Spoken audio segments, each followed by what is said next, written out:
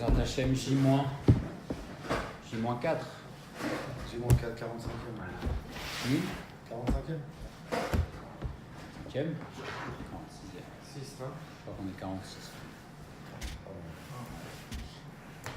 Voilà, donc on dit 46, donc on est J-3, J-4 avant Kabbalat Torah. Et on sait que chez nous, on n'est pas une religion ni un peuple qui commémore.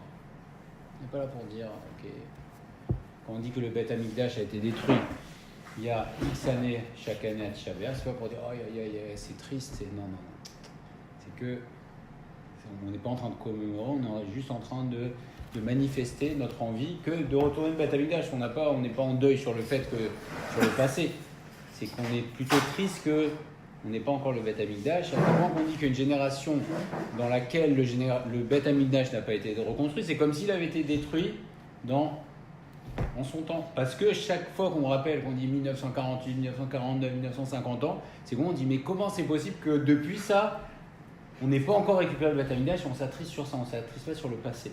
Donc on n'est pas une religion ni un peuple qui commémore des événements, mais plutôt, quand on parle du Beth Amikdash, on s'attriste de ça. Et quand on dit qu'on va recevoir la Torah, c'est mamash, on ne dit pas, ok, c'est bien nos ancêtres, c'est magnifique, il y a 3300 ans, c'était beau, ils ont reçu la Torah. C'est pas ça du tout. C'est que Béhémet, on va recevoir la Torah. Là, quand on va venir faire la veillée, et le matin, c'est que Béhémet, c'est qu'on doit ressentir qu'on va recevoir la Torah. Et quand on lit les 10 commandements, c'est pas qu'on est en train de rappeler qu'il y a... Mais non, c'est que maintenant, c'est Mahamad Har Sinaï. Mamash, c'est qu'on doit ressentir très profondément que là, on reçoit la Torah. Et Béhémet, il y a exactement la même force spirituelle au moment de Shavuot que la force spirituelle de Mahamad Har Sinaï. La même, identique. C'est le Rav Dessler qui développe cette idée, qui dit que c'est comme des stations de métro. C'est qu'on va passer chaque année. Donc là, à Shavuot, on va passer à la station de métro Har Sinaï. Mahamad Har Sinaï, c'est qu'on va passer, tout le peuple juif, chacun à son niveau, va passer au niveau de Har Sinaï. C'est-à-dire qu'il y aura d'en haut le 6 Sivan. Le 6 Sivan, qu'est-ce qui se passe? Il y a un éclairage qui vient d'en haut, un shefa spirituel, une abondance spirituelle qui fait que c'est la même exactement que au moment de Matan Torah. Et de la même manière, quand on est sorti de Yetziat Mitzrayim, c'est au moment de Pessah, il y a une force de Géoula, une force de libération extraordinaire, les mêmes forces identiques. Alors c'est vrai qu'on ne les ressent pas. Vous êtes dans Ravim, on ne ressent pas. Mais il y a exactement la même force spirituelle qui descend à ce moment-là. Voilà. Donc savoir qu'on ne commémore pas, c'est qu'on attend mamash des choses extraordinaires et on raconte ni plus ni moins qu'à l'époque du Beth Yosef, à l'époque du Shulchan Aruch, ce qu'on a vu ce matin avec le Rav Hanania, c'est que au moment de la veillée de Shavuot, il y a eu un Maguid, un ange qui s'est révélé à travers la bouche du Beth Yosef, à travers de Rabbi Yosef Karo. Pourquoi? Parce qu'ils étaient, au moment de la veillée de Shavuot, ils étaient dans cette ambiance, ils étaient dans Kabbalat Torah, ils étaient dans une clavoutte extraordinaire, ils avaient un feu qui fait qu'ils ont attrapé cette énergie. Et au moment de cette veillée, alors il y a eu, puisqu'ils ont su saisir l'énergie, alors il y a eu une révélation extraordinaire. Il y a eu un ange. Au moment de la veillée, le Rabbi Yosef Karo, l'auteur du Shulchan Aruch, s'est mis à parler. C'était sa voix, à travers sa bouche parlait. C'était un ange qui parlait. Et il raconte qu'ils sont tous tombés sur leur face. Ils étaient terrifiés. Et il y a eu l'ange qui a dit, au nom d'Akadosh Baruch Hu, il a dit Ashrechem, heureux êtes-vous, parce que ça fait des générations que ça n'a pas été comme ça, etc. Il leur a donné des révélations extraordinaires de Torah, des brachot infinies. Et à ce moment-là, d'ailleurs, il leur a dit montez en Eretz Israël. Il leur a dit montez en Eretz Israël. Tov. Alors, on va regarder, Bezrat Hashem, c'est un sujet. Donc, on va faire au début un sujet de Gemara. Et après, on va développer à partir du Siftei Chaim. Alors, tenez. Vous avez, c'est bon? Ok. Alors, on est dans Psachim Daf Samechet. On va regarder rapidement la Gemara et après, on va développer. Rabbi, alors, on est au milieu de la page, voilà. Rabbi Yoshua et Tamedama, Simchat Yom Tov Mizad, voilà. Rabbi Yoshua.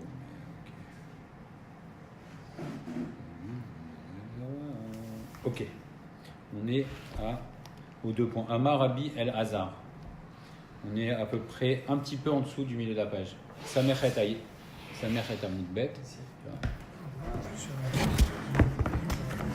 T'as des bons yeux. Ça, Rabbi Elazar, Maïshrita.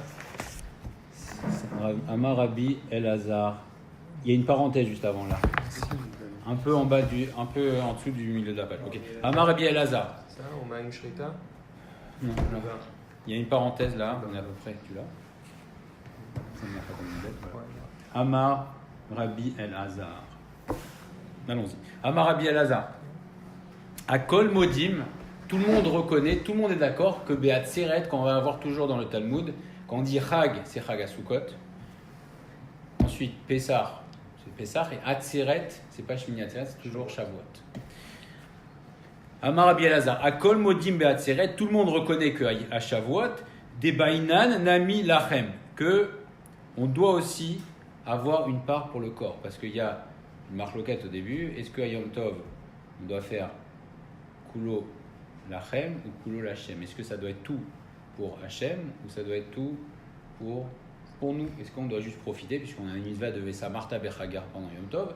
Donc est-ce que pendant Yom Tov, la mitzvah c'est uniquement pour nous, profiter, le corps? Ou est-ce que non, c'est un jour d'élévation extraordinaire, on parle de tous les Yamim Tovim, mais donc à ce moment-là, on doit se faire Kulo Lachem. Et là, tout le monde est d'accord, et ça va être l'objet de la première question, tout le monde est d'accord pour dire qu'à Hatzeret, on doit aussi, donc à Shavuot, on doit aussi donner du plaisir à notre corps.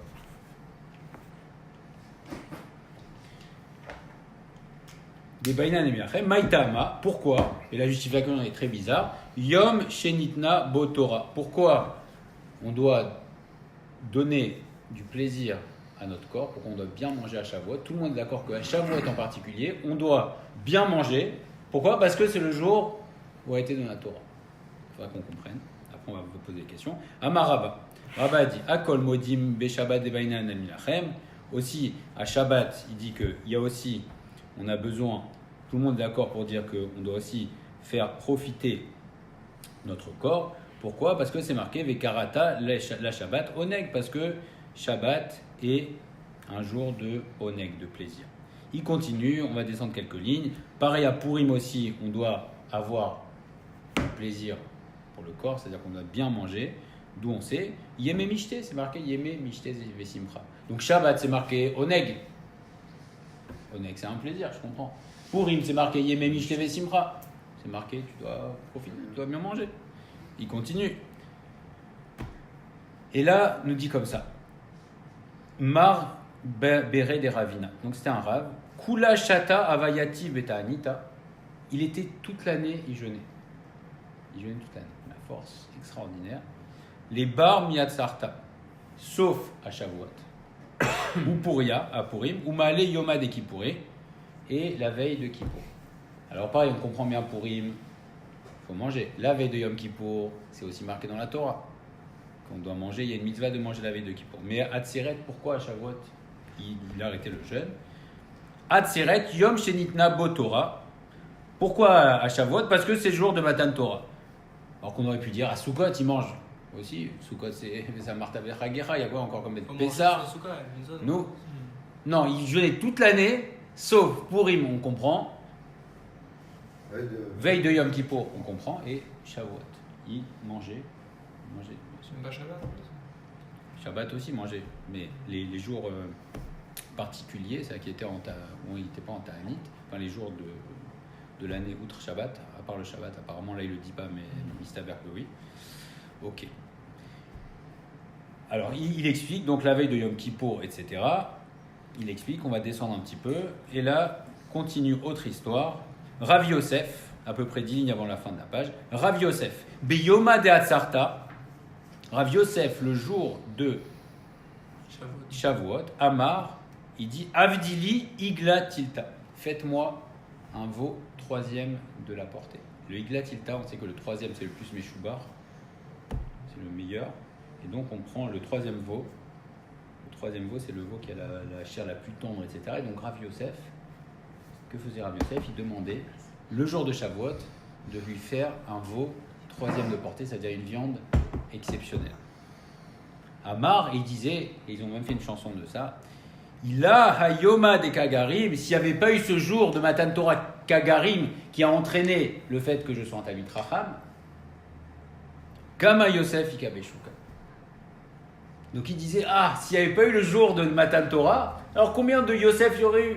Moi aujourd'hui je suis Rav Yosef, mais s'il n'y avait pas eu le jour de Shavuot, qu'est-ce qu'il y aurait combien de personnes comme moi? C'est Rav Yosef qui parle comme ça, il dit, s'il n'y avait pas eu ce jour qui m'avait différencié des autres hommes, alors combien il y aurait eu? Donc il se réjouissait d'une manière extraordinaire que le jour de Matan Torah a entraîné sa différence avec les autres hommes. Ça aussi c'est étonnant, c'est un petit peu orgueilleux qui se... je suis... Yuma de Hatzarta, c'est Shavuot, ça? Oui, Hatzeret, c'est Shavuot. Ok. Rav Shechet, on continue. Rav Shechet, Kol Tlatin Yomin, tous les 30 jours, mais Ader les Talmudé. Il révisait son étude. Alors certains disent qu'il révisait toute son étude, mais c'est un peu étonnant. On dit qu'en tout cas, tous les 30 jours, ce qu'il faisait, c'est qu'il faisait Chazara de son étude du mois. C'est-à-dire que tous les mois, il faisait son Chazara de toute son étude du mois. Et il se mettait, Vetali, Vekai, Beivra des Dacha, il se mettait sur le linteau de la porte, donc à l'extérieur. Ve'ama Chadai Nafshi, Chadai Nafshi. Réjouis-toi, mon âme, réjouis-toi. L'ar Kraï, l'ar Tenaï. Je l'ai fait, j'ai étudié pour toi, et c'est pour toi aussi que j'ai répété. Donc tout ça, c'est pour ton profit. Donc il disait, il se mettait dehors, il disait, réjouis-toi, réjouis-toi. Ok. Et la Gemara pose la question. Eni, mais pourtant, Ve'amar Rabbi Elazar, mais pourtant Rabbi Elazar dit, il malait Torah, l'onit kayemu shamayim va'aretz. C'est quoi c'est Rav Shechet qui se mettait à l'extérieur et qui disait qu'apparemment, il se réjouissait du profit qu'il a eu de l'étude de la Torah. Mais pourtant, la Torah, la Gemara pose la question. C'est marqué que, à quoi sert la Torah? Il malait Torah, s'il n'y avait pas la Torah, l'onit kayemu shamayim va'aretz. L'intérêt de la Torah, il est beaucoup, beaucoup plus élevé que le fait qu'on se réjouisse nous-mêmes. C'est la Torah, c'est la condition du Kiyum Haolam, c'est la condition du fait que le monde survive ou non. Chez Neymar, Imlo Beriti Yomam Balaïla, si je n'avais pas, c'est Akadosh Baruch Hu qui dit, si on n'étudie pas Briti, mon alliance, c'est-à-dire que si la Torah n'est pas étudiée une seule seconde sur Terre, et c'est pour ça que la Terre est ronde et qu'il y a les décalages horaires, c'est de manière à ce que il y a des moments où il fait jour et des moments où il fait nuit, de manière à ce que Imlo Briti Yomam Balaïla, si la Torah n'est pas étudiée une seconde, alors qu'est-ce qui se passe? Chukot Shamaim Vares Lo Samti. Je refais revenir le monde à l'état de Tovavo. Donc si Akadosh Baruch Hu a dit, si on n'étudie pas la Torah, s'il y a une seconde dans le monde où la Torah n'est pas étudiée, alors je fais revenir le monde. Il n'y a aucune raison d'existence au monde, si ce n'est le fait qu'on étudie la Torah. Et donc la Gemara pose la question, comment Rav Shechet peut avoir des aspirations, ça a l'air un petit peu trivial. Ok, tu es heureux, mais le gadol adore. Tu pourrais te réjouir d'autre chose. Je suis en train de faire Kiyum Haolam, je suis en train de maintenir le monde. Non, il dit, réjouis-toi mon âme, réjouis-toi. Donc ça a l'air aussi un profit un petit peu, entre guillemets, un petit peu égoïste. Réponse de la Gemara, très étonnante. Meikara, au début, qui avid inish, quand un homme étudie, adaate des nafshe ka'avid. Il étudie pour son propre intérêt.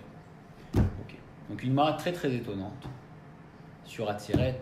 On va voir les questions que pose le Sifte Chaim, mais on a fait cette une Gemara très bizarre. Des grands hommes qui mangent des veaux troisième de la portée à Shavuot. Un autre qui dit, qui se réjouit, il dit réjouis-toi mon âme. Rav Yosef qui dit s'il n'y avait pas eu le jour de Matan Torah, alors il y aurait eu combien de Yosef, combien de personnes comme moi dans le chouk? Et encore un Chacham qui jeûnait toute l'année sauf Kippour, etc. et à Shavuot. Alors effectivement ça pose beaucoup de questions. Et le premier étonnement, c'est que tout le monde est d'accord. Pour tous les autres Yom Tov, il y a une marloquette, est-ce que c'est Kulo Lachem? Est-ce que c'est que manger? Est-ce que c'est que l'Hachem? Que pour Hachem? Mais à Tseret, à Shavuot, tout le monde est d'accord il faut avoir un profit corporel. Et c'est le premier étonnement. C'est, apparemment, on doit montrer que la Torah est également reçue par notre corps, qu'on apprécie aussi dans le corps. Mais ce qui est étonnant, c'est que au moment de Shavuot, que s'est-il passé? C'est marqué dans Masechet Shabbat. C'est que au moment de Shavuot, enfin au moment de Matan Torah, les Bnei Israël qui se sont tenus sur le Har Sinaï ont été débarrassés de ce qu'on appelle Zohama Shel Nachash, l'impureté du serpent. Quand le serpent est venu vers Chava, il lui a mis la Zohama du Nachash, il lui a mis l'impureté du serpent. Et également, Adam Arishon a reçu cette impureté du serpent qui a fait qu'il y a eu une baisse du niveau spirituel de Adam Arishon et de Chava. Et les Bnei Israël, quand ils sont venus à Mahamad Har Sinaï, alors ils ont été débarrassés de cette impureté du serpent, qui fait qu'ils sont revenus au niveau de Adam Arishon avant la faute. Alors effectivement, après, ils ont reperdu ce niveau spirituel au moment où ils ont fait la faute du veau d'or. Mais donc on s'étonne, c'est la fête la plus spirituelle, Shavuot.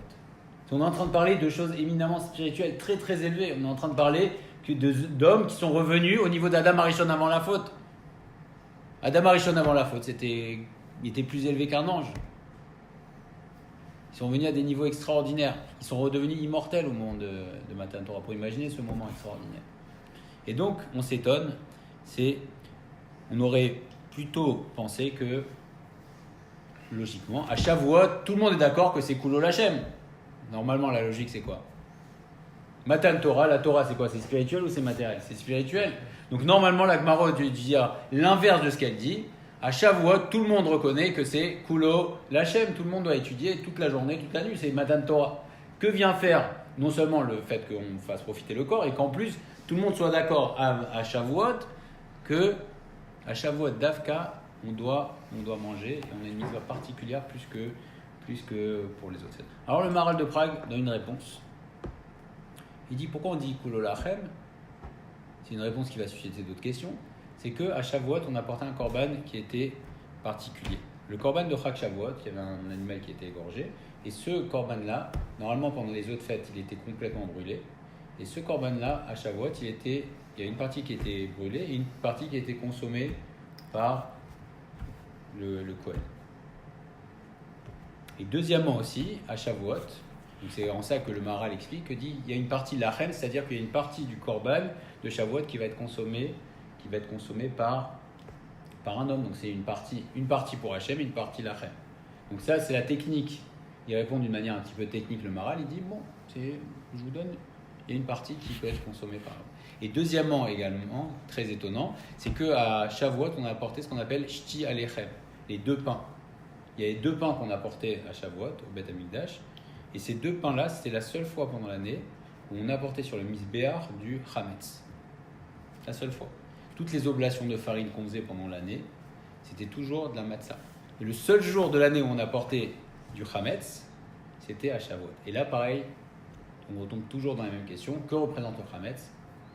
Le Chametz représente le Yetzer Hara.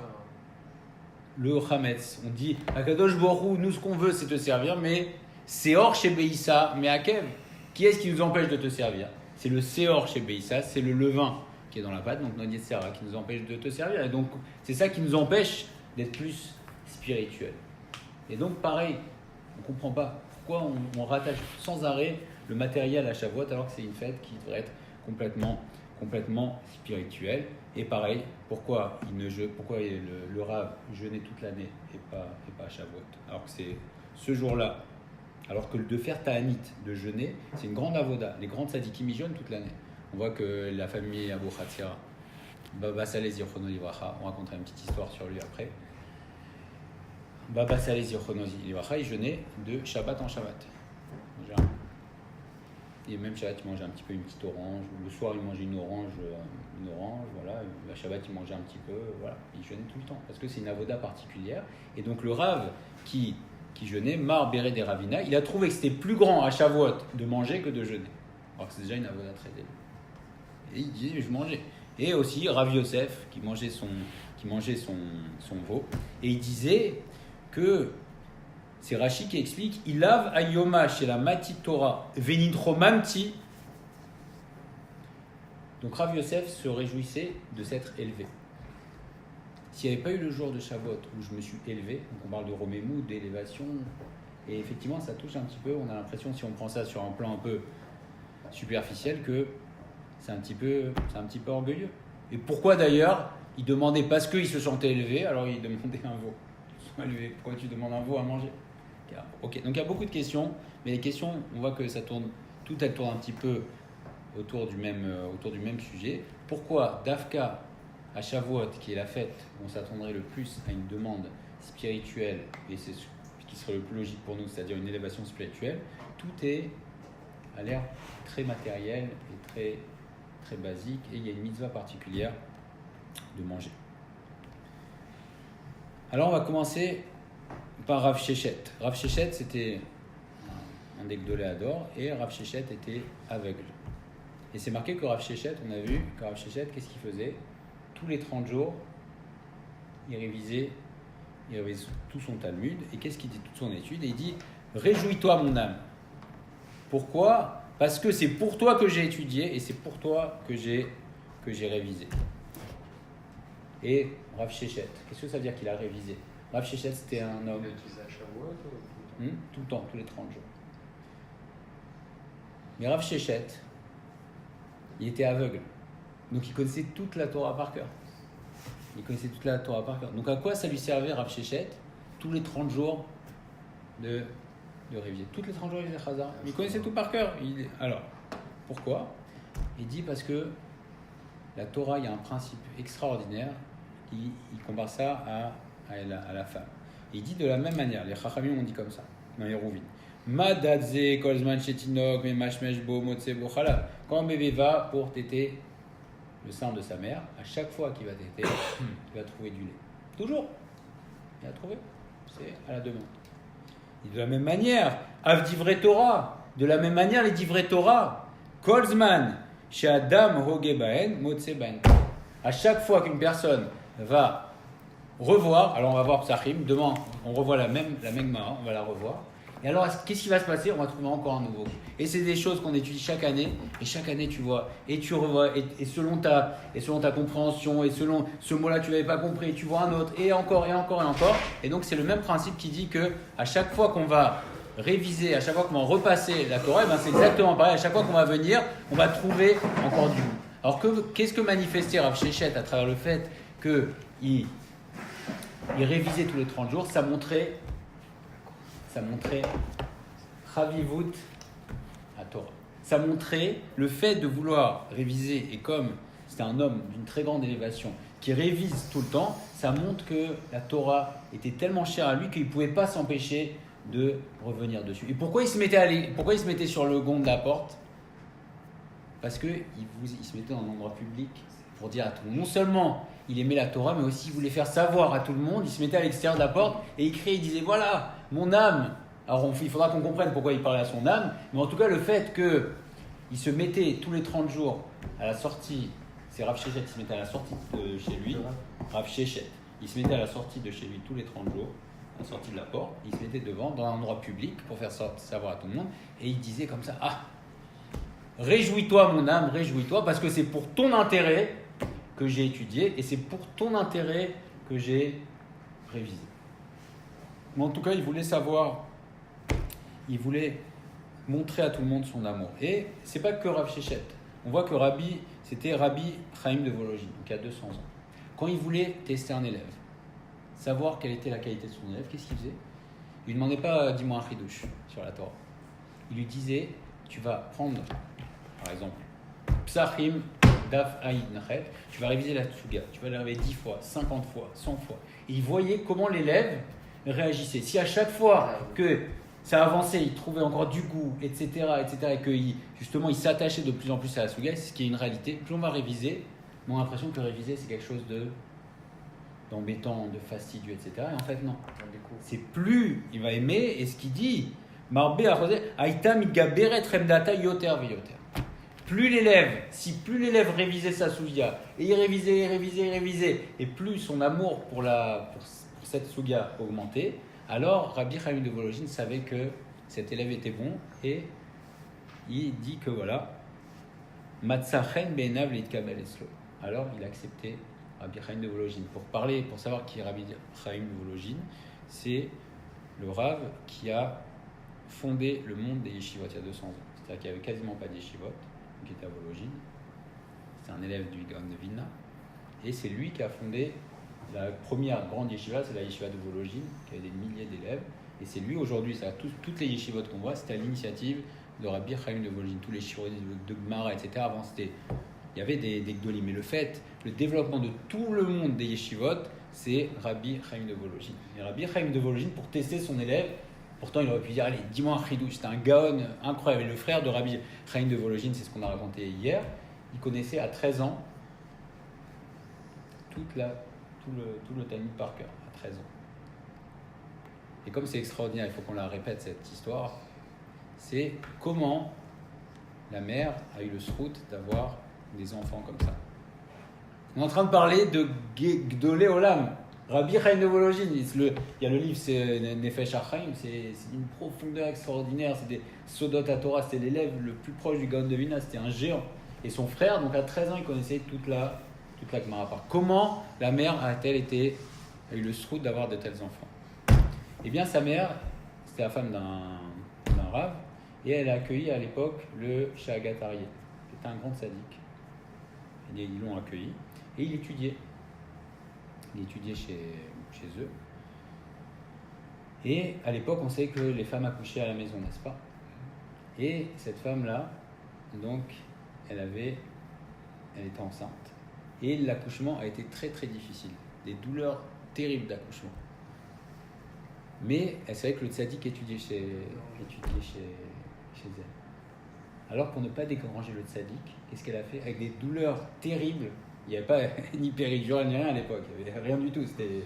Et en plus un accouchement très difficile, elle voulait tellement pas déranger le tzaddik qu'elle n'a pas dit un seul mot, ni un cri. Elle s'est pincé les lèvres pendant des heures et des heures pour ne pas déranger le tzaddik. Quand le Shagatar a su ça, il dit quoi, c'est ça cette Avat Torah extraordinaire? Alors tu auras des enfants qui vont illuminer le monde. Et de là est sorti Rabbi Chaim de Vologine et son frère qui ont été des lumières. Donc on voit aussi rappeler l'importance, la force des femmes. La force des femmes à Mâche, une femme qui vient de Sirut Nefesh, c'est quelque chose qui sort de l'ordinaire. Et donc voilà, pour revenir à Rabbi Chaim de Vologine qui était un gaon, comment il voyait si son élève était bon? Allez, révise, allez. Quoi révise? Mais révise, et si révisait et qu'il trouvait du goût, alors là il disait, ça c'est un bon élève, je le prends avec moi, je le prends sous mon aile. Rabbi Chaim de Vologine. C'est incroyable. Ok, alors on continue dans nos questions. La Gemara pose une question comme ça. Eni, Vea Marabi Elazar. Donc Rabbi Rav Shechet se mettait et se félicitait, était très très content pour lui-même en fait.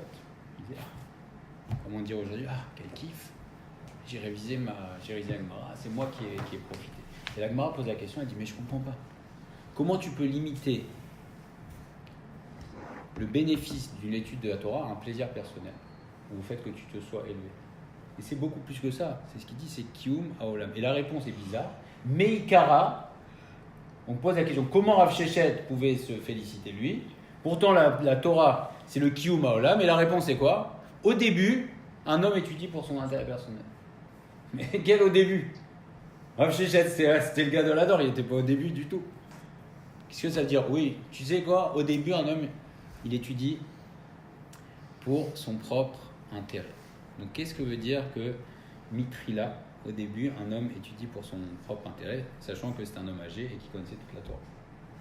Ok. Alors, quel est le but et quelle est la force de la Torah? Donc, effectivement, comme on a vu tout à l'heure, c'est que la Torah, Mekayemet Abriya. Si le peuple juif tient, si les goïms tiennent, si le monde tient, c'est pourquoi c'est uniquement Bisrout à Torah. Parce qu'on dit, quand on dit Yom HaShishi, tous les autres jours, il n'y a pas marqué Yom HaChamishi. Le seul jour où il y a marqué Yom HaShishi, c'est vendredi. Et c'est quoi Yom HaShishi? C'est le He. C'est que Kadosh Baruch Hu, au moment où il a créé le monde, il a terminé de créer. Il a dit, je fais une condition avec Maaseh Bereshit, avec tout le monde, c'est Yom HaShishi. C'est quoi la lettre en plus? C'est le He. Akadosh Baruch Hu a fait une condition avec le monde. Il a dit He, c'est les Chamisha Chum chez Torah. Si le peuple d'Israël va accepter la Torah au moment du Har Sinaï, alors j'accepte de maintenir le monde. Sinon, je détruis le monde. Et c'est pour ça que le monde entier a tremblé au moment de Matan Torah. Pourquoi? Parce que il y avait les montagnes tremblaient, tout le monde tremblait. Pourquoi? Parce qu'il y avait un suspense extraordinaire. Est-ce que les Bnei Israël vont accepter la Torah? On avait libre arbitre. Et donc les montagnes, tout le monde tremblait. Et c'est marqué qu'après, une fois qu'ils ont accepté, alors le monde s'est tranquillisé parce qu'il y avait un tenaille depuis le début, depuis la création du monde. Est-ce que les Bnei Israël acceptent? S'ils acceptent, alors j'accepte de maintenir le monde, sinon je le ramène à Tovavo. Mais plus que ça, jusqu'à aujourd'hui, si, comme on a dit, s'il y a un moment où l'étude de la Torah s'arrête, alors à ce moment-là, le monde s'arrête. Et pareil, Rabbi Chaim de Volojine, toujours lui, il a organisé, toute l'année, il a organisé des mishmarot de Limoud. Alors nous, on va faire une belle veillée Bezrat Hashem, mais Rabbi Chaim de Volojine, sachant l'importance de l'étude de la Torah, il a organisé dans sa yeshiva tout le temps des veillées. Tout le temps, de manière à ce qu'il soit sûr et certain qu'il n'y a pas un moment dans le monde où il y a l'étude de la Torah s'arrête. Et il y avait des jours où c'était pas facile. C'était quand, par exemple? Yom Kippour. Le soir de Yom Kippour. Tout le monde est fatigué, etc. Alors c'est lui-même, Rabbi Chaim de Volojine, qui prenait sur lui, qu'est-ce qu'il faisait? Voilà, Alken, le Gon Rabbi Chaim de Volojine, Atzmo Mamshir Betzom, il continuait à jeûner, tout seul. Belimud à Torah Atratzot Laila. Donc tout le monde allait manger, mais lui, il prenait sur lui à ce moment-là, il disait, impossible de laisser le monde sans Torah à un instant, alors je prends sur moi. Donc il continue avec toute la fatigue, on imagine, il continue à étudier la Torah jusqu'à minuit, à la sortie de Yom Kippour. Pourquoi? Pour être sûr que Kiyum Haolam. Alors c'est extraordinaire, c'est vrai que c'est des géants, c'est important d'entendre des histoires de géants, mais il faut aussi ramener les choses à notre niveau. C'est pas parce qu'on peut pas rester, si on peut dire c'est Chaim de Rabbi Chaim de Volojine, on n'est pas Rabbi, c'est vrai, on n'est pas Rabbi Chaim de Volojine.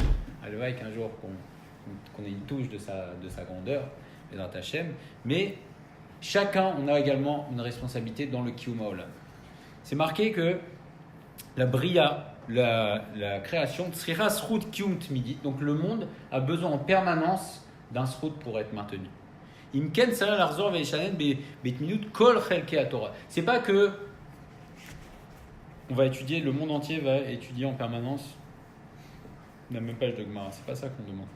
C'est que toute la Torah soit étudiée, toutes les parts de la Torah soient étudiées, et que chacun l'étudie. Tsarir chez Yasok Bechol Chelke Kefi Cholto Kede Shiagien Mimenu Atikun El Chelke Abriakula. Donc la Torah n'a pas seulement une force de maintenir le monde, mais la Torah aussi amène le monde à son tikkun. On sait que tout le monde, c'est quoi? C'est que le monde est chasser, il manque quelque chose dans le monde, et on va vers la réparation. Et la Torah a la force d'amener le monde à son tikkun. Donc c'est pas uniquement, ça garantit pas uniquement la pérennité du monde, mais c'est beaucoup plus que ça. Ça permet d'atteindre la pérennité du monde. Et là maintenant, si on descend à notre niveau, en quoi chacun on peut être concerné par le tikkun haolam? Alors, on me dit quelque chose d'extraordinaire.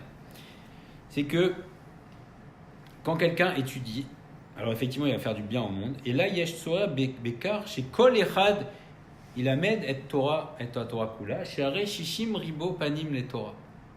Shoresh Mineshamot Israël Yesh Kulam Batorah. C'est que il y a 600 000 âmes, n'est-ce pas? 600 000 âmes. Alors si on dit oui, mais on est 15 millions, en fait, la grande majorité, nous sommes des éclats de Neshamot. Il y a très peu de Neshamot entières aujourd'hui. D'accord? Donc si on dit qu'il y a 15 millions de juifs dans le monde, alors il y a des éclats de Neshamot. Par exemple, on dit que Rabbi Shimon Bar Yochai, c'était un nitzotz, un éclat de la Neshamat Moshe Rabbeinu. Il n'y avait pas toute la Neshamat Moshe Rabbeinu, il y avait un nitzotz de la Neshamat Moshe Rabbeinu. Et donc la somme de tous les juifs fait qu'en permanence, il y a 600 000 Neshamot dans le monde. Et le problème, ou ce qui est plutôt extraordinaire, et on voit de là l'importance de chaque juif, puisque dans Parashat Bamidbar, on pose la question, comment se fait-il qu'Akadosh Baruch Hu compte sans arrêt les juifs? Pour montrer la chavivut et pour montrer l'importance de chaque juif, qu'est-ce qui se passe? C'est qu'il y a 600 000 pirushim dans la Torah. Il y a 600 000 interprétations de la Torah. Et vechol echad belimudohu megale koar kiyum acher. chacun quand il va étudier, alors on va étudier, tu vas étudier la même page que moi, tu vas étudier, chacun va étudier, et bien chacun, on va avoir une appréhension différente de la même page de Gemara. Chacun, quand on va réviser nous-mêmes, on va avoir une appréhension différente. Mais également, si chacun on étudie, chacun selon le shoresh de notre neshama, chacun selon notre âme, alors on va avoir une appréhension différente. On va révéler quelque chose que personne d'autre ne pourra révéler. Donc non seulement la Torah participe au Kiyum Haolam, amène au Tikkun, mais également l'étude de chacun d'entre nous va donner des choses extraordinaires dans le sens où vous, par exemple, M. Attal, vous avez une partie de la Torah à révéler que personne ne pourra jamais révéler. Alors effectivement, c'est ce qu'on dit, mais comme moi, oui. Le fait que j'étudie, je dis un chidouche, quelque chose de bien, une interprétation originale, un truc, une idée. C'est la part de Torah que chaque juif doit révéler et que Rabbi Akiva lui-même, il n'a pas révélé. Voilà, Harry, toi, il y a ta part, tu dois révéler quelque chose. Et ça fait partie du Tikkun Olam, c'est-à-dire que le monde arrivera à sa perfection quand chacun d'entre nous aura révélé sa part de la Torah. Alors de quoi venait la simcha de Rav Sheshet? Donc on voit que c'était extraordinaire comme but l'étude de la Torah. C'est un but général sur tout le monde. Rav Sheshet, il aurait pu se réjouir de quoi? Ah, magnifique, ça y est, j'ai révélé la partie de la Torah et le monde arrive à sa perfection. C'est magnifique. Ça, c'est une vraie raison de se réjouir. Et là, la réponse de la Gemara, elle va prendre un autre sens. On va la traduire différemment. C'était quoi la réponse de la Gemara sur le fait que comment se fait-il que Rav Sheshet se réjouit?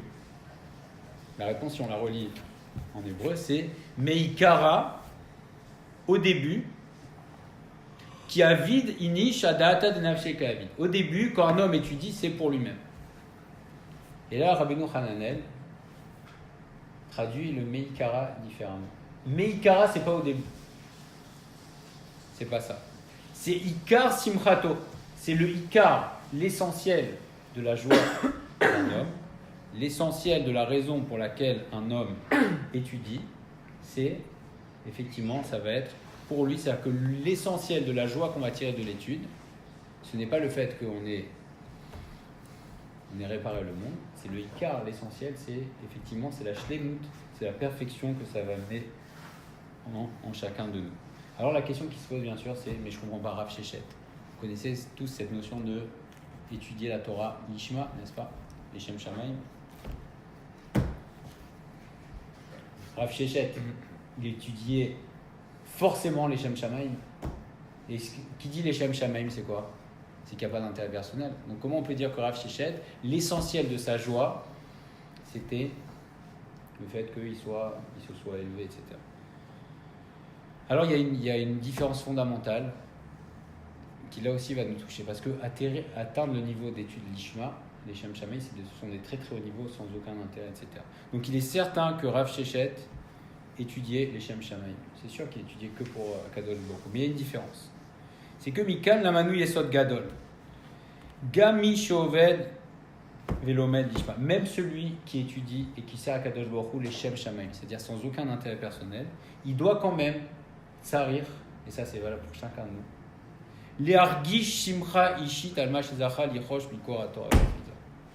tu dois ressentir, même quelqu'un qui étudie de manière complètement désintéressée, il doit ressentir en lui une simcha personnelle du fait qu'il a découvert de la Torah, il a avancé, il a touché quelque chose en Torah. Et donc Rav Sheshet, c'est sûr qu'il y a une différence entre la raison pour laquelle tu étudies. Donc on doit essayer d'étudier les Shem Shamaim. On doit étudier pourquoi? Parce que Hachem il a demandé. Naaseh Nishma. Pourquoi tu fais une note? Parce que Hachem il a demandé. Quelle a été la plus grande louange qui a été faite à Moshe Rabbeinu? Comment on l'a appelé Moshe Rabbeinu? Eved Hachem. La louange qu'on fait sur Moshe Rabbeinu à la fin de sa vie, on dit qu'il était Eved Hachem. Mais Moshe Rabbeinu c'est le plus grand homme. On aurait pu dire le géant, le génie, celui qui a fait des... Non. Sa qualité à Moshe Rabbeinu, c'était Eved Hachem. La plus grande, c'est surtout qu'il faisait, effectivement, la Nava est une expression du fait qu'il était Eved Hachem, mais c'est quoi Eved Hachem? C'est qu'il faisait les choses, les Shem Shamaim. Pourquoi Moshe Rabbeinu a fait tout ce qu'il a fait? parce que c'était la volonté d'Akadosh Baruch Hu. Et donc nous aussi on doit appréhender la Torah. Pourquoi j'étudie la Torah? Parce que c'est Akadosh Baruch Hu qui fait. Donc ça c'est la siba. Pourquoi on étudie? Parce que voilà, parce que Hachem m'a dit, je sers Hachem. Un Yehudi c'est Evad Hachem. Akadosh Baruch Hu il dit Avadim, Avadaihem, les Juifs ce sont mes serviteurs. Donc on doit venir appréhender la Torah sans a priori. Pourquoi j'étudie? Parce que Kadosh Baruch Hu l'a donné. Alors on voit que ça a des conséquences énormes, mais même sans les conséquences, même sans connaître les conséquences sur le Kiyum Haolam, pourquoi j'étudie? La Siba, parce que je suis Evad Hashem, parce que Kadosh Baruch Hu m'a demandé. Mais maintenant la Totsa, la conséquence est différente de la cause. La cause, c'est l'Ishma. Essayer d'atteindre le plus haut niveau, c'est parce que Hashem m'a demandé. Mais la conséquence de mon étude, ça doit être effectivement, c'est quelque chose de personnel. C'est une Simcha. On doit ressortir de notre étude, non pas on rentre avec une attitude de Eved, je fais parce que Hachem lui a demandé, mais ce qui doit sortir, il dit Tsarir le Hargish, on doit ressentir une simcha de notre étude. Ata simcha shnaval mais argashat ashlemut anavshit zachav elimud Torah. Pourquoi il était heureux Rav Shechet? Et ça c'était un sentiment personnel parce qu'il sentait de la shlemut. La Si elle vient pas la simcha, c'est qu'il n'y a pas de l'ishma. Ouais. Même, pas forcément, tu peux venir, tu écoutes un chiot, ça te fait quelque chose. Non, mais c'est-à-dire pas pour un chiot, c'est-à-dire tout le long de ta vie, tu vas finir par rentrer la joie, parce qu'à force d'étudier la Torah, ça donne la joie. Ça a les conséquences, mais même quelqu'un qui n'étudie pas les Shalom Shamaim, quand même, il doit ressentir, au moment où il étudie, effectivement, il doit ressentir, Des fois, tu étudies et tu n'as pas envie d'étudier. De la simcha. Voilà. Et pourquoi on va être content? Parce qu'il y a le fait que, c'est quoi la shlemut? La shlemut, c'est la perfection, c'est un accomplissement personnel, et là qui devient quelque chose de très personnel et de très individuel. Et c'est ce qu'il nous dit, c'est au début, c'est pas au début. C'est le ikar de ce qu'on doit ressortir de tout ça, c'est que je sens que je me suis accompli par l'étude de la Torah, ça m'a fait quelque chose, ça m'a accompli moi. Et là, à ce moment-là, effectivement, c'est une perfection personnelle, c'est une satisfaction personnelle, et la satisfaction personnelle fait que je suis Bessimra. Et effectivement, on dit quelle est la plus grande cause de Simra? C'est quoi la chose qui rend le plus content? C'est Nima qui dit ça. C'est quoi, à votre avis, la chose qui fait qu'on est le plus content? Il y a une chose qui fait que on est dans les simra extraordinaires. Bon, la Torah, effectivement. Thérout, c'est une question. En simra katarat asfet. La plus grande simra qu'on ressent, c'est quand tu as un doute et on te lève ton doute. Quand tu as un doute, Tu as un doute sur quelque chose, sur une situation, sur une question, et on te lève ton doute. Ah, on lève le doute, ok. On te lève le doute, c'est une simra extraordinaire. Où tu attends quelque chose, c'est une simra. Pourquoi? Parce que le doute, c'est un état de chisaron. Le doute est un état de manque. Ça ronge. C'est un état de manque. Parce qu'il te manque quelque chose. Tu es dans le doute, tu sais pas, peut-être. Et donc, le fait que tu sois dans ce doute-là, c'est que c'est un chisaron. Et quand on t'enlève un doute, alors à ce moment-là, qu'est-ce que ça fait? Ça te fait que tu arrives dans un état de shlem. Ça y est, je sais. Donc, il me manquait quelque chose, il me manquait une information, il me manquait un résultat, il me manquait ça. J'ai ce résultat. Pourquoi je suis Bessimra? Parce qu'à ce moment-là, je suis shalem, ça m'a complété. J'avais un manque. Et donc, le fait qu'on soit Bessimra quand on étudie la Torah et soit qu'on a étudié, qu'on a écouté, etc., c'est qu'on manifeste par là qu'effectivement, la Torah nous a apporté quelque chose. Si je prends la Torah comme quelque chose de un plus ou quelque chose d'extérieur à moi, ou que je ne ressens pas de manque béhémeth du fait que je ne connais pas suffisamment la Torah, etc., alors à ce moment-là, je ne vais pas avoir de simcha. Pourquoi? Parce que la plus grande simcha vient du fait que je me sens chasser. Je sens qu'il me manque quelque chose. Mais si je sens que j'ai tout et que la Torah c'est quelque chose un petit peu extérieur à moi, ou bon, c'est un petit plus, alors à ce moment-là, ça ne va pas me donner une simcha. Mais par contre, si ça me donne une simcha, ça va montrer aux autres, mais aussi à moi-même, ça montre mon attachement profond à la Torah. Et c'est pour ça que la parasha Kitavo, il y a toutes les malédictions. Quelle est la justification de toutes les malédictions? Le péché. Non. La simra. Si tu dis pas la Torah, Non. Tachat, pourquoi Akadosh Baruch Hu envoie toutes les malédictions, ou a envoyé, parce qu'on dit que c'est a déjà passé toutes les malédictions.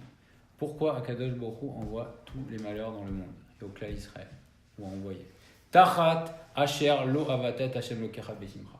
Voilà, c'est un passage de Mephora dans la Torah, grâce à Titao. Pourquoi Akadosh Baruch Hu envoie? Il y a 140, je crois 140 et quelques malédictions dans la parashat Kitavo. Pourquoi? Tachat, justification, parce que tu n'as pas servi Akadosh Baruch Hu Besimcha ou Betuv Levav, et avec un cœur joyeux, Merov Kol, quand tu avais tout, Vata et Tovecha, alors la conséquence c'est que tu vas servir tes ennemis. Donc pourquoi Akadosh Baruch Hu envoie toutes les tsarot dans le monde? Tachat, parce que tu n'as pas servi Akadosh Baruch Hu Besimcha. Et pourquoi Choser Simcha, le fait qu'on n'ait pas de Simcha dans le Asiyat Retzon Hashem, dans l'accomplissement de la volonté d'Akadosh Baruch Hu, qui est les mitzvot et la Torah, c'est la siba de Onshia Torah, toutes les punitions qui arrivent. Alors c'est quoi? C'est parce que Shiare Simcha Be'asiyat mitzvah, parce que le fait d'avoir de la Simcha quand je fais la mitzvah, Yamochicha ki Adam Makir Be'er mitzvot. Parce que quand j'ai de la Simcha, pourquoi je suis content quand je vais partir en vacances? Parce que j'attendais mes vacances. Et parce que je manifeste que je suis fatigué et que pour moi ça a de la valeur. Quand je vais avoir de la simcha, quand je vais aller à un cours de Torah, ou quand je vais ouvrir mon livre, ou quand je vais faire une mitzvah, je manifeste par là que je reconnais la valeur de la chose. Et donc à l'inverse, quand quelqu'un ne met pas de simcha ou qui traîne les pieds, etc., je me parle à moi en premier, je ne suis pas en train de faire des Tocharot. Quand on manque de simcha, soit dans notre Torah, soit dans nos mitzvot, soit quand on vient à la tefila, soit quand on fait un cours, etc., ça montre que soit on n'a pas conscience, soit on a perdu la valeur de la chose. Et donc, effectivement, c'est toujours ça à double tranchant chez nous.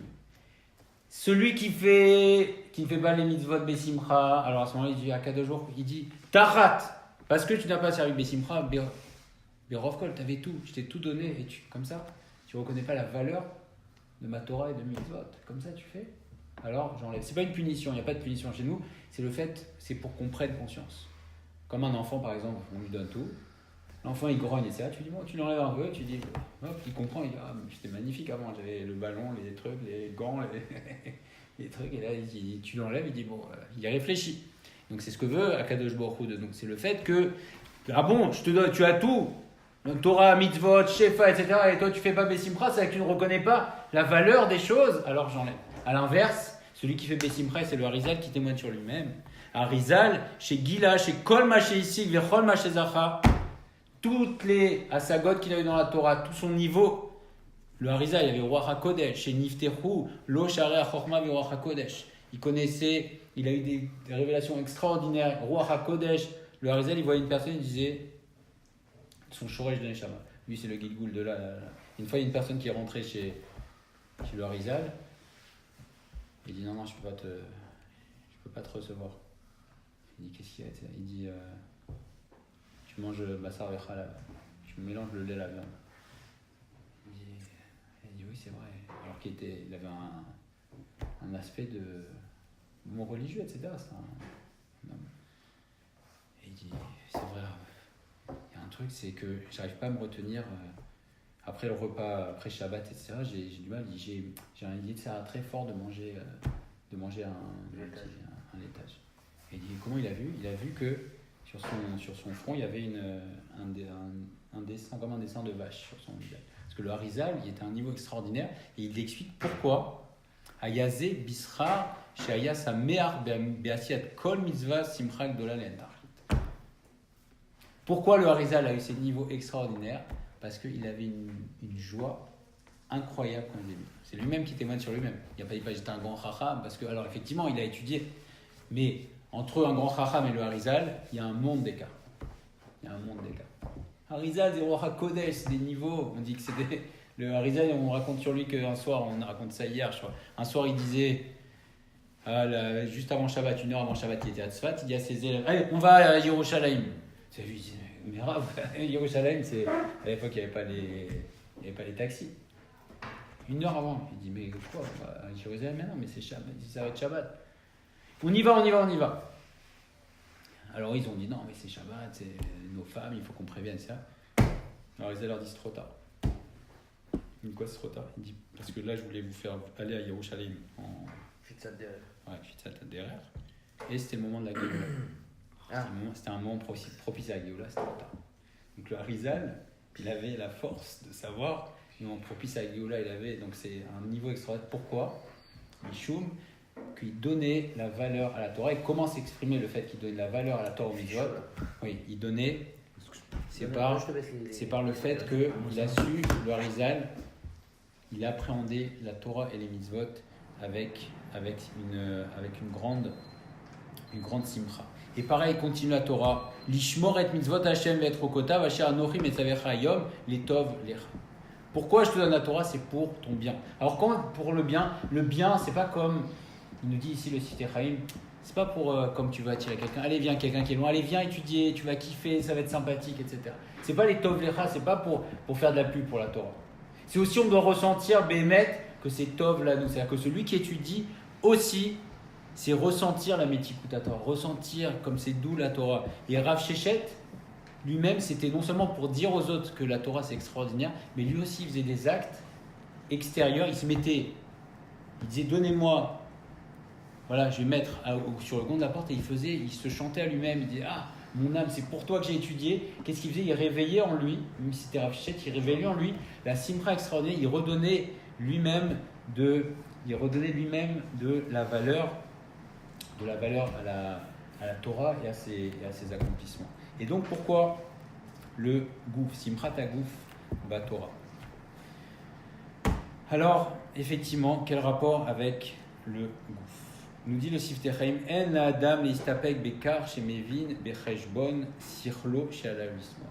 On ne doit pas se contenter de dire dans mon esprit, j'ai compris que je dois me réjouir. Et là, mitna ya simcha, la vraie simcha, c'est quoi? Isheitmale alev beriche simcha asher yashpiu al kol kochot adam. C'est qu'on doit ressentir, c'est pas seulement que ça me fait du bien à la tête, c'est que toutes nos forces, je dois ressentir que ça fait du bien à tout mon corps. Et comment ça fait du bien à tout mon corps? Parce que ça explique le fait qu'on a amené Shti Alechem. On a amené un korban qui était avec du chametz. Parce qu'effectivement, la Torah nous dit, Akadosh Baruch Hu nous dit, j'ai créé le Yetzer Hara et j'ai créé la Torah Tavlin. Qu'est-ce que ça veut dire? C'est pas que la Torah anéantit le Yetzer Hara. Le Yetzer Hara, c'est tous les plaisirs matériels, etc. C'est que la Torah va donner un but à chaque chose. C'est que, al yedei kabbalat Torah, motzim aguf ve'ayetzer. Le corps et le Yetzer Hara vont trouver et mekomam et tafkidam baolam. Donc c'est pas qu'on ne demande pas d'annihiler notre Yetzer Hara et d'annihiler notre corps. Au contraire, c'est que le but de la Torah, c'est pas que ce soit une joie spirituelle, c'est que ça retentisse sur toutes les parties de mon corps à tel point que mon Yetzer Hara va trouver sa place. Je vais orienter mon Yetzer Hara dans la bonne direction. On sait qu'un des plus grands Yetzer Hara, c'est Yetzer Hara des femmes ou de la nourriture. C'est quoi la Torah? Qu'est-ce que ça va permettre? C'est pas d'enlever, c'est que d'orienter les choses dans la bonne direction. Et donc à ce moment-là, c'est pour ça que le gouf aussi est témoigné que mon corps aussi a profité. Parce que mon corps aussi trouve sa place. Chaque chose trouve sa place et ça me permet d'atteindre, non pas uniquement sur le plan intellectuel, le fait que je me sente complet, accompli, c'est que c'est beaucoup plus que ça. C'est que non seulement ma neshama trouve sa place, mais également mon corps trouve sa place, mon Yetzer Hara trouve sa place, tout se met, tout devient harmonieux. Et pour ça, alors à ce moment-là, on peut même utiliser des sentiments qui avaient l'air orgueilleux, puisqu'on voit que Rav Shechet il dit trop même si je me suis élevé. Et il dit si c'était pas que j'avais étudié la Torah, alors combien d'hommes comme moi il y aurait? Mais comment tu peux parler comme ça? Oui, tu peux dans ces cas-là même utiliser ce sentiment de dire ça m'a élevé. Ça m'a élevé, la Torah elle m'a élevé, ça a fait que je suis un homme différent. Et il parle de supériorité Rav Yosef pourtant, et on imagine qu'il était très honnête, mais avoir conscience de ce que la Torah importe. Oui, la Torah, elle élève l'homme, aussi bien sa neshama, mais elle élève l'homme aussi au-dessus aussi des considérations triviales de la vie. Elle élève littéralement l'homme. C'est marqué que la Torah, elle élève l'homme, Bémet. Elle change l'homme. Elle change l'homme. Et pour terminer, on va raconter une ou deux histoires de tzadikim, mamash, que ça change même le corps de l'homme. On va raconter l'histoire qu'on a racontée à la Soudachit sur le Gaon de Vilna. Sa femme, et donc le Gaon de Vilna, qui était un kadosh Elion, sa femme a dit, il y a eu ses voisines qui sont venues, qui ont dit, comment se fait-il que tu ne demandes pas à ton mari de travailler, de devenir rave d'une ville, etc. Il pourrait, comme ça, il aura une part dans ça. Sa femme, il dit, non, je laisse mon mari. Il dit, mais demande-lui. Elle a dit, voilà, je vais vous amener quelque chose. Elle leur a amené 2 chemises. Une chemise et une autre chemise. 2 chemises. Elle a dit, laquelle vient d'être passée, laquelle a été portée par mon mari depuis plusieurs jours. Impossible de reconnaître. Elle n'avait pas fait la différence. Elle dit, voilà.